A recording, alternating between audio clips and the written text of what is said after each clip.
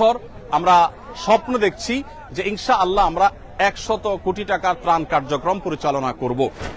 খাদ্য সামগ্রী ইত্যাদি প্রায় 2 থেকে 2,500 মেট্রিক টন ইতিমধ্যে বিতরণ করার পরিকল্পনা চূড়ান্ত হয়ে গেছে। বাংলাদেশের ইতিহাসে আমি এইভাবে মানুষের স্বতঃস্ফূর্ততা আমি দেখিনি। আমাদের এখান থেকে 13টি ট্রাক চলে গেছে ফেনী, কুমিল্লা, নোয়াখালী, লক্ষ্মীপুর এই জেলাগুলোতে। আমাদের অনেক মুসলমান আছে কিন্তু ভালো মুসলমান নাই। ভালো মুসলমান হতে করণীয় কি?